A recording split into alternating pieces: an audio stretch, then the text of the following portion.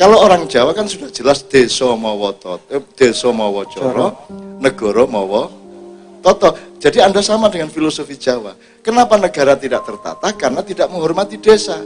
Bahkan desanya menjadi tidak toto sekarang. Padahal berdirinya negara yang punya tatanan yang tepat itu kalau Anda menghormati desa yang punya cara yang juga sudah tepat sejak lama. Nah, Indonesia kan tidak berangkat dari situ. Indonesia kan berdiri karena adopsi dari kebudayaan barat dan sistem barat. Tidak berangkat dari masa silam dan desa-desa kita sendiri. Nah, untuk itu kan Anda tidak bisa marah-marah. Ya sudah, hadirkan desa di kota, gitu aja. Gitu loh, Mas. Nah, soal kapitalisme, Mas. Rasulullah bukan kapitalis. Yang disebut kapitalisme tidak sama dengan berdagang. Berdagang tidak apa-apa, Mas. Yang disebut kapitalisme adalah ketika Anda menomorsatukan kapital. Dagang tidak apa-apa, cuman kalau dagang jadi agamamu, itu jadi kapitalis. Puncaknya adalah industri. Gitu loh, Mas. Jadi kalau Anda berdagang baik, Rasulullah juga berdagang, cuman jangan jadikan uang menjadi Tuhanmu, kan cuman gitu dong. Yang membedakan kapitalis dan bukan. Sekarang kan seluruh dunia, bahkan seluruh pelaksanaan demokrasi di Indonesia dan semua policy-policy dari presiden sampai menteri kan semua kapitalisme. Semua kan kapitalisme. Karena menomorsatukan harta benda. Nomor satu kan soal kesejahteraan. Padahal di Pancasila tidak ada kata kesejahteraan. Yang ada di Pancasila adalah keadilan sosial. Keadilan sosial itu software. Kalau kesejahteraan hardware. Jadi kita ini anti Pancasila selama menjadi Indonesia. Aslinya begitu, gitu ya, Mas ya. Oke. Kemudian khilafah. Yang saya ingat ya, nanti yang lolos diingatkan. Khilafah.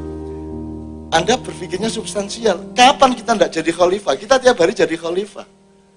Ada padi kita tutu jadi beras, ada beras kita masak jadi nasi, itu namanya khilafah. Khilafah itu dalam skala yang sekecilnya agak gede dan ada skala negara. Dan Allah tidak mengharuskan skala negara juga. Negara juga tidak disarankan untuk ada.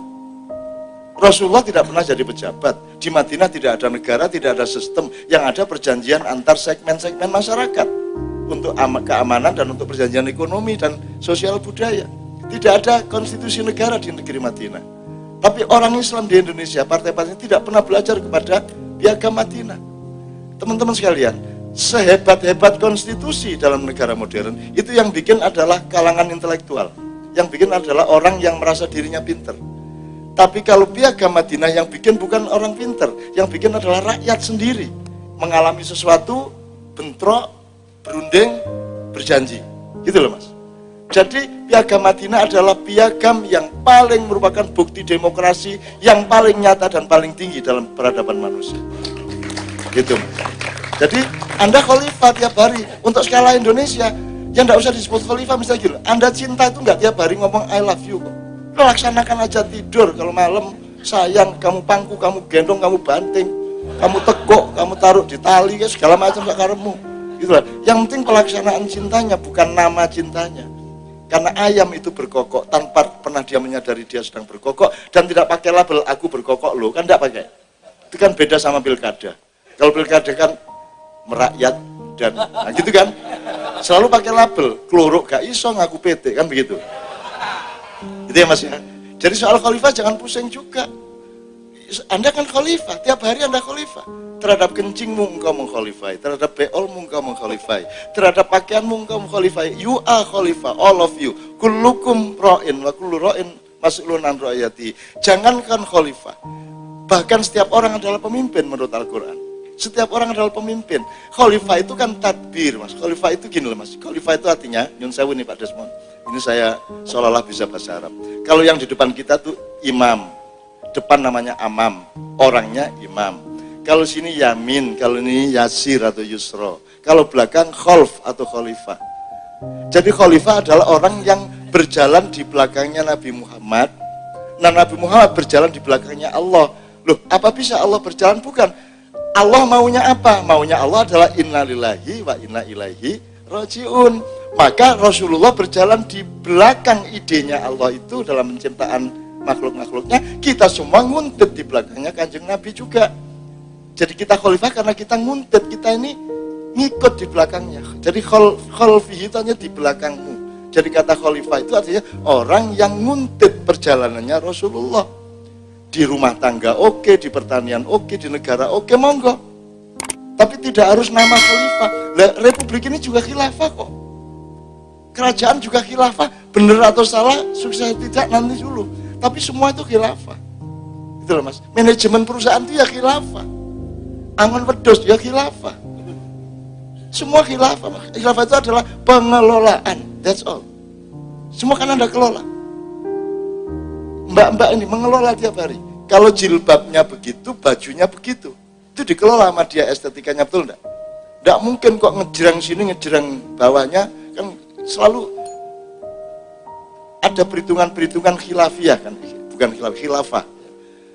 Jadi gitu ya, terus ada yang belum saya jawab. Supaya ada tanya lagi. Kepemimpinan Indonesia geragas atau tidak?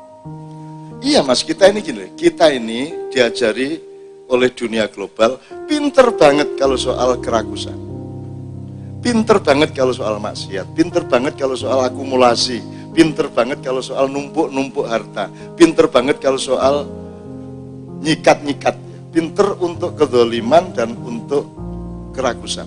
Tapi kita sangat bodoh untuk kebaikan, sangat bodoh untuk persatuan, sangat bodoh untuk ukhuwah. Nah, di sini mari kita utuhkan diri kita. Anda juga harus pinter untuk anak-anak milenial, karena tadi saya lihat kan, kecuali yang dari Boyolali ya, sampean juga milenial, old sampean. Yang lainnya kan milenial tadi ya. Menurut saya gini Pak Desmond, ini saya kira mohon dilegitimasi oleh Pak Desmond. Apa yang harus Anda lakukan di tengah negara dan keadaan global yang seperti ini? Sederhana. Temukan apa yang Allah kehendaki pada dirimu. Kamu dikasih bakat apa? Kamu disuruh seneng apa? Itu lakukan, kembangkan sampai kamu menjadi ahli betul. Kalau kamu sukanya nolong orang, nah sekarang kamu harus mencari hal-hal yang membuat kamu besok-besok bisa menolong orang. Maka harus mungkin kamu pintar berdagang, apa segala macam.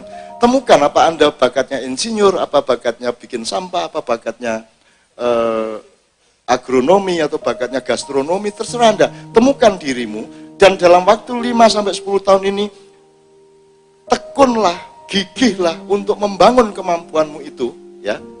Sampai nanti Anda menjadi ahli, menjadi pakar, dan tidak ada orang yang bisa menggantikan Anda. Kalau dia memerlukan X, Anda orangnya. Dia tidak bisa digantikan siapapun. Sudah, nanti nasibmu akan dengan sendirinya terbawa oleh itu. Jangan pusing sama keadaan negara. Oh, tidak ada negara juga tidak apa-apa. Kalau hidup sama Allah itu gampang. Kamu cuma disuruh bertanggung jawab atas dirimu dan keluargamu. Wes cukup. Bah, aku ndek negara, bandek kerajaan, bandek apa wae, yang penting saya dan keluarga saya beres. Gitu. Nah, bahwa Anda ngurusin negara, khutbul waton minal iman, itu sunnah. Karena ada batasan, la yukallifullahu nafsan illa wus'aha. Kalau mampunya sekeluarga, sekeluarga. Yang penting jangan lupa sedekah, jangan lupa nolongin orang. Syukur nolongin agak lebih luas kan gitu. Tapi yang baku, yang qat'i dari Allah adalah tanggung jawabmu dengan keluargamu. Itu toh. Gampang kalau sama Allah. Yang pusing ini Indonesia ini loh. Terlalu banyak biru yang ternyata hijau, terlalu banyak hijau yang ternyata merah, terlalu banyak merah yang ternyata putih, gitu ya. Terlalu banyak putih yang sebenarnya juga bukan putih. Jadi kita kebingungan di Indonesia, tapi saya tidak bingung. Yang penting Anda tidak begitu. Dan saya melihat generasi milenial di Indonesia ini luar biasa, Mas. Luar biasa. Anda akan jadi pemimpin dunia.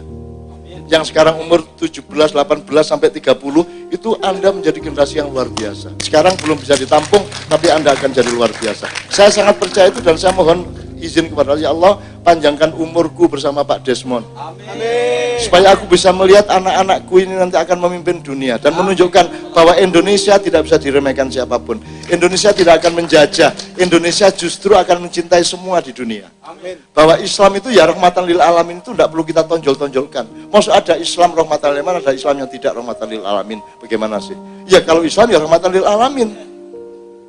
Wong memang dasar amanahnya itu. Wama arsalnaka illa rahmatan lil alamin. Illa loh, ada kata illa. Kalau tidak rahmatan lil alamin berarti bukan Islam, kan begitu. Jadi kita jangan merasa bersalah dengan terorisme. Tidak ada hubungannya sama Islam. Terus kita jangan terus mboten loh, kalau rahmatan lil alamin loh, enggak usah gitu-gitu sama pemerintah. Yang enggak rahmatan lil alamin kamu kok.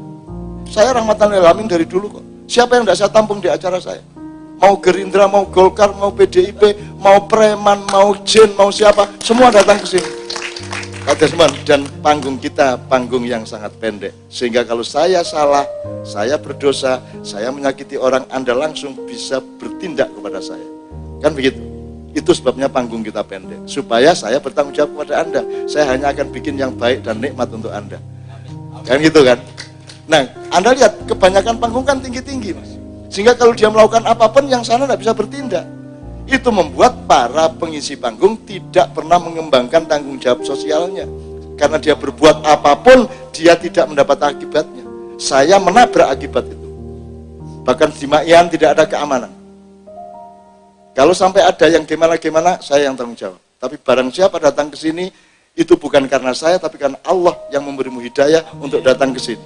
Dan Anda pasti saling mencintai satu sama lain. Dan saya sangat percaya itu, dan sudah berlaku mulai hari ini surat Al-Ma'idah 54. Karena 51-nya sudah tahun kemarin.